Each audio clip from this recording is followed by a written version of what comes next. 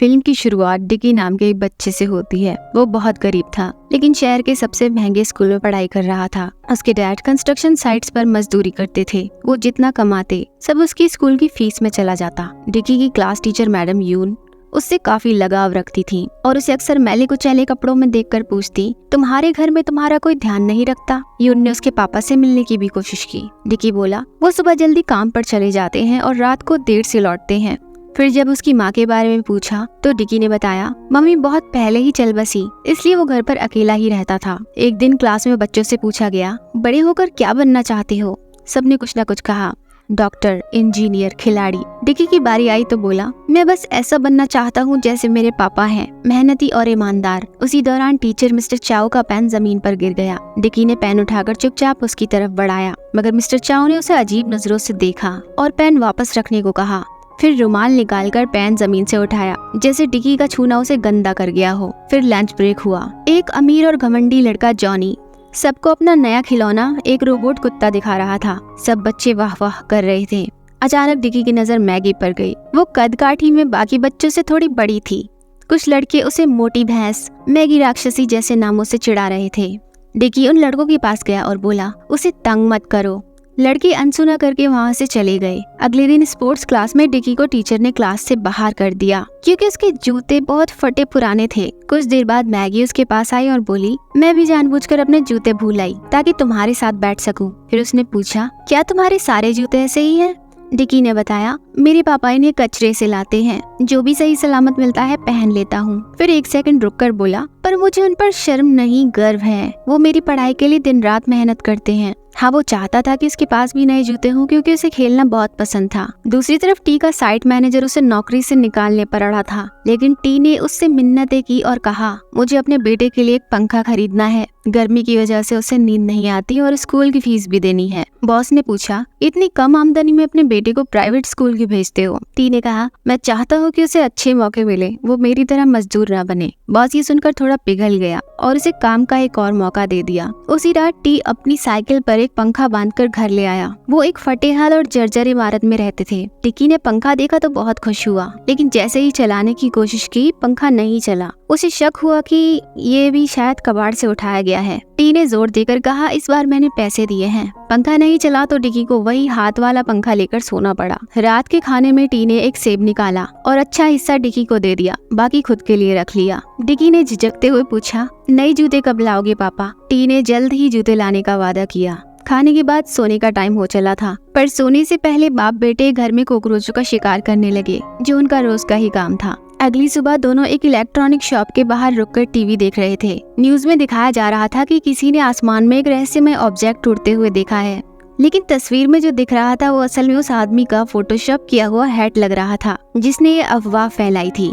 जब T TV देखने में गुम था, तभी डिकी चुपचाप बाहर निकल गया और एक खिलौनों की दुकान में जा घुसा। उसे वहाँ वही रोबोट डॉग दिखा जो जॉनी के पास था। उसने टी से मिन्नत की, बस ये दिला दो पापा, वादा करता हूँ फिर कुछ नहीं मांगूंगा। लेकिन टी के पास पैसे नहीं थे। उसने खिलौना वापस रखने को कहा, लेकिन डिकी नहीं माना और दोनों में बहस बढ़ गई। गुस्से में टी ने उसे थप्पड़ मार दिया। डिकी खिलौना वही छोड़कर रोता हुआ बाहर निकल गया। टी उसके पीछे दौड़ा और उसे बाहर मैडम यून के पास खड़ा पाया। मिस यून चाहती थी कि वो उससे डिकी के बारे में बात करे, लेकिन टी बहाना बनाकर वहाँ से निकल गया। यून गिल्ट में उस रात कबाड़ खाने गया। कुछ देर ढूंढने के बाद उसे एक जोड़ी अच्छे खासे स्नीकर्स मिल गए। फिर उसकी नजर एक पुराने टीवी पर पड़ी। वो उसे जांच ही रहा था कि अचानक मलबे के अंदर से एक उड़न तस्त्री निकलकर आसमान में उड़ गई और अपने पीछे एक अजीब सी हरी बॉल जैसी चीज छोड़ गई। टी की नजर जब उस पर पड़ी तो उसने उसे उठाया और घर ले आया। उसने डिकी को वो देकर कहा कि ये जॉनी के खिलौने से भी मजेदार है। डिकी ने देखा वो बस एक नरम हरी बॉल थी। उसे वो खास पसंद नहीं आई, लेकिन अगली सुबह उसे बैग में डालकर वो स्कूल ले गया। स्कूल में जॉनी ने उसका खिलौना देखा तो उसका मजाक बनाकर कहा, तेरे पापा ने ये भी कबाड़ से उठाया होगा ना। जब जॉनी उसे हद से ज्यादा नीचा दिखाने लगा तो डिकी ने उसका विरोध किया। जॉनी ने सीटी बजाई और तभी उसका एक भारी भरकम साथी ड्रैगन वहां आया। उसने डिकी को हवा में उछालकर जोर से पटक दिया। रात को डिकी के डैड ने उसे लड़ाई करने और यूनिफॉर्म खराब करने के लिए खूब डांटा। डिकी गुस्से में बोला, सब इस बेवकूफ खिलौने की वजह से मेरा मजाक उड़ा रहे थे। वो सारी घटना बता ही रहा था कि वो खिलौना अपने आप हिलने लगा। उसमें से अचानक कांटे निकले और फिर उसमें ब्लैक होल जैसा कुछ खुल गया। डिकी ने डर के मारे वो खिलौना फेंक दिया। उसे लगा कोई भूत प्रेत है। टी उस पर ध्यान दिए बिना बैठकर उसकी फटी हुई यूनिफॉर्म सिलता रहा। रात को जब वो सो रहे थे तो डिकी के पास रखी अलमारी अपने आप खुल गई। अंदर उसे कुछ हिलता हुआ दिखा। वो जोर से चिल्लाया। टी ने तंग आकर उसे सजा के तौर पर उसी अलमारी में बंद कर दिया। डरते डरते डिकी ने बस इतना कहा, भगवान मुझे बचा लेना। तभी वो हरी बॉल चमकने लगी और अगले पल डिकी किसी दूसरी दुनिया में पहुंच चुका था। वहाँ उसने एक अजीब सा प्राणी देखा जो अपने सर पर मौजूद एंटीना से निकलने वाली एनर्जी से चीजें ठीक कर रहा था। अचानक उस प्राणी का एनर्जी स्टोन टूट गया और वो एक बेजान खिलौना बन गया। लेकिन डिकी समझ गया, अगर वो एनर्जी स्टोन वापस लगा दिया जाए तो शायद वो फिर से जिंदा हो सकता है। थोड़ी देर में वो सीन गायब हो गया और डिकी ने देखा कि वो हरा बॉल एक छोटा सा एलियन बन चुका था। उसी वक्त टी ने अलमारी खोली तो डिकी ने फुर्ती से उस एलियन को छुपा लिया। टी काम पर चला गया तो डिकी ने उस छोटे एलियन को ध्यान से देखा। उसे लगा ये तो स्पेस डॉग जैसा लग रहा है। उसने प्यार से उसका नाम सीजे रखा। रात में दोनों ने खूब मस्ती की, डांस किया और खूब खेले। सीजे ने एक सड़ा हुआ सेब भी अपनी जादुई ताकत से फिर से ताज़ा कर दिया। डिकी को अब पूरा यकीन हो गया कि ये एलियन वाकई मैजिकल है। अगले दिन डिकी सीजे को चुपचाप अपने कंधे पर रखकर स्कूल ले गया। फिर उसने सीजे से कहा, अगर तू सामने वाली गली के सबसे खतरनाक कुत्ते से जीत गया तो तू सच्चा सुपर एलियन डॉग है। सीजे ने उस डरावने कुत्ते पर हमला किया और सच में जीत गया। डिकी खुशी से फूला नहीं समाया और स्कूल की तरफ निकल गया। बाद में स्कूल के बाथरूम में डिकी ने सीजे से कहा, अब जरा अगले एग्जाम में पूरे नंबर भी दिला देना। सीजे ने तुरंत काम शुरू कर दिया। उसने एक हाईटेक चश्मा बनाया जिससे छोटे छोटे रोबोट निकलने लगे। वो रोबोट क्लासमेट्स की कॉपियां स्कैन करने लगे ताकि डिकी को सब कुछ पता चल जाए। जॉनी ने रोबोट्स को देखा और उन्हें पकड़ने की कोशिश की, लेकिन गलती से चाओ सर का चश्मा तोड़ दिया। बच्चे भी इस पूरे हंगामे का फायदा उठाने लगे। जब रिजल्ट आए तो पहली बार डिकी को ए ग्रेड मिला। वो बहुत खुश था, लेकिन तभी टीचर ने उसका चश्मा देखने की फरमाइश कर दी। डिकी घबरा गया और चश्मा फेंक दिया, जो टीचर के हाथों में ही फट गया। बाद में सीजे से मिलने पर डिकी ने कहा, अब अगली क्लास जिम की है और उसे सुपर स्नीकर्स की जरूरत होगी। कुछ ही सेकंड में सीजे ने वो जूते तैयार कर दिए। जिम टीचर ने सबसे पहले अपना हाई जंप रिकॉर्ड दिखाया और कहा, ये कोई नहीं तोड़ सकता। लेकिन डिकी ने एक ही छलांग में वो रिकॉर्ड पार कर दिया। शक होने पर टीचर ने बार और ऊपर करके कहा, फिर से कूदो। डिकी ने चुनौती लेते हुए इस बार और भी ऊंची छलांग लगाई, जैसे उसके जूतों से स्प्रिंग्स निकल आए हों। जब वो ट्रेडमिल पर चढ़ा तो इतनी तेजी से दौड़ा कि ट्रेडमिल टूट गया। फिर तैराकी क्लास में जैसे ही वो पानी में कूदा, उसके जूतों से प्रोपेलर निकल आए। वो पानी के नीचे रॉकेट की स्पीड से तैरने लगा। फिर फुटबॉल खेलते समय उसने बॉल को इतनी जोर से किक किया कि गोल पोस्ट ही उड़ गया। अब जिम टीचर को पक्का यकीन हो गया कि कुछ तो गड़बड़ है। उसने डिकी को दूसरे प्लेयर से कुश्ती लड़ने की चुनौती दी, पर डिकी उसमें भी जीत गया।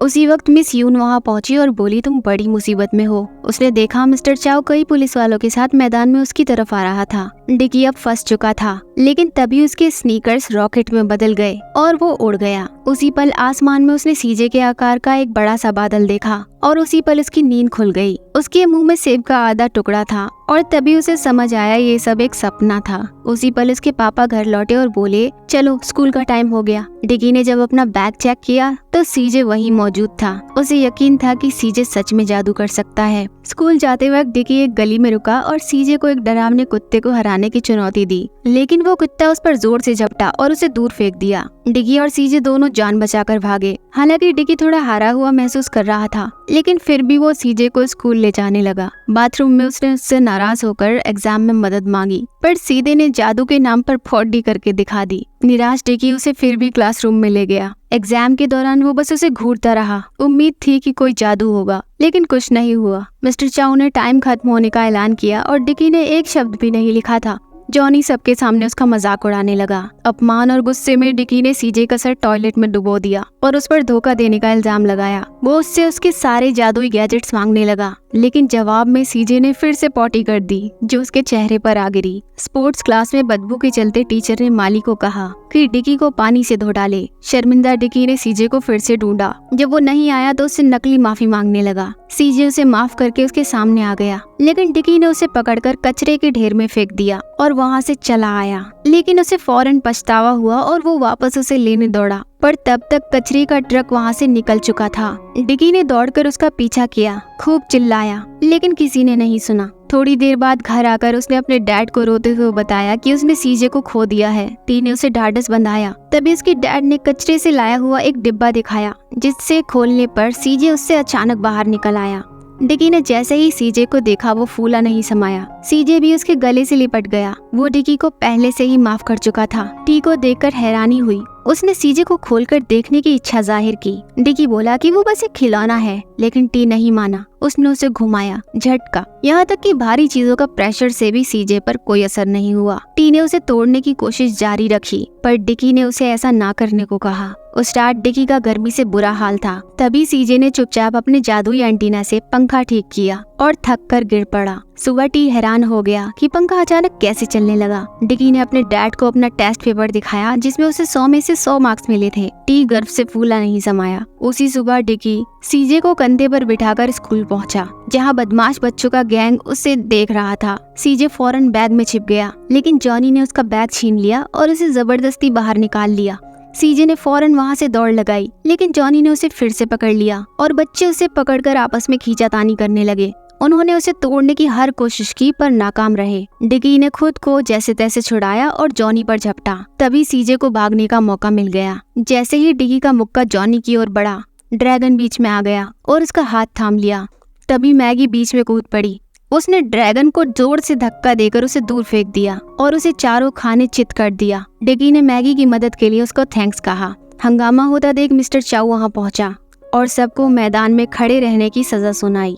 चाओ के जाते ही सीजे चुपके से वहां आया और डिकी के गले लग गया। डिकी ने बड़े प्राउड से अपने क्लासमेट्स को सीजे के करतब दिखाए और उसने अलग अलग एक्सप्रेशंस बनाकर सबको एंटरटेन किया। दूसरी तरफ काम पर टी अपने साथियों को डिकी का वो टेस्ट दिखा रहा था, जिसमें उसे पूरे मार्क्स मिले थे। जब उसकी बॉस ने वो पेपर देखा तो वो चौंक गया, क्योंकि डिकी के 0 नंबर आए थे। उसमें बने नंबर फर्जी थे। अगली सुबह टी ने डिकी से पूछा, क्या तुमने नकल की थी? डिकी ने सर झुका दिया। टी ने सीजे को उससे छीना और कहा कि तभी वापस मिलेगा जब अगले टेस्ट में कम से कम 60 मार्क्स लाओगे। अगली बार डिकी ने खूब मेहनत और ईमानदारी से टेस्ट दिए। दूसरी तरफ टी काफी ऊंची बिल्डिंग पर कंस्ट्रक्शन का काम कर रहा था। इसी दौरान अचानक एक भारी सिलेंडर गिरा, जिसकी रस्सी उसके पैरों में उलझ गई और वो खिंचता हुआ नीचे की ओर गिर गया। साथ ही मजदूरों ने मदद की कोशिश की, लेकिन जिस नेट को वो पकड़े था वो फट गया और टी जमीन पर जा गिरा। स्कूल में डिकी अपने एग्जाम के रिजल्ट्स मिलने पर बहुत खुश था, मगर तभी मिस यून उसकी क्लास में आई और उसे अपने साथ हॉस्पिटल ले गई, जहाँ बताया गया कि उसके डैड की मौत हो चुकी थी। डिकी पूरी तरह से बिखर गया। उसने यून से कहा, मेरे पापा अभी सो रहे हैं, वो वापस आ जाएंगे, और ये कहकर दरवाजा बंद कर लिया। उसी रात हॉस्पिटल रूम में सीजे बैग से बाहर निकला, जिसे टी काम पर साथ ले गया था ताकि डिकी खिलौने पर कम ध्यान दे। उसने टी के बेजान शरीर को देखा और अपने एंटीना से निकलने वाली एनर्जी से उसका इलाज करने लगा, जिससे टी के घाव भरने लगे। पर सीजे खुद पूरी तरह ड्रेन हो चुका था। उसने अपनी सारी शक्ति टी को ठीक करने में लगा दी। सुबह डिकी ने आंखें खोली तो अपने डैड को बराबर में सोए हुए पाया। डिकी टी से लिपटकर जोर जोर से रोने लगा और उससे खुद को अकेले ना छोड़ने का वादा लिया। डिकी ने सीजे को बैग से निकाला, जो बहुत कमजोर दिख रहा था। तभी उसका एंटीना बदरंग होकर मुरझा सा गया और वो एक बेजान डॉल में बदल गया। टी ने समझा शायद बैटरी खत्म हो गई है। उसने सब कुछ आजमाया, शायद वो वापस पहले जैसा हो जाए, लेकिन कुछ असर नहीं हुआ। पर डिकी ने हार नहीं मानी। वो हमेशा उसे साथ रखता और उम्मीद करता कि वो फिर से लौट आएगा। गर्मी की छुट्टियों में जब स्टूडेंट्स पिकनिक पर थे, अचानक आसमान में एक उड़न तश्तरी दिखी और सीजे का एंटीना हल्के से चमका, और तभी सीजे जैसे दिखने वाले सैकड़ों एलियन उसकी ओर दौड़ पड़े और बस फिल्म यही खत्म हो जाती है। लेकिन ऐसा लगता है जैसे कहानी अभी पूरी नहीं हुई, बल्कि कई सवाल छोड़ जाती है, जैसे क्या सीजे वापस जिंदा हो पाएगा और डिकी का अगला एडवेंचर कैसा होगा। आपको क्या लगता है, कमेंट में जरूर बताइए। अगर रिकैप अच्छा लगा हो तो वीडियो को लाइक और शेयर करें और चैनल को सब्सक्राइब करें। फिर मिलते हैं एक नई कहानी के साथ, तब तक के लिए गुड बाय।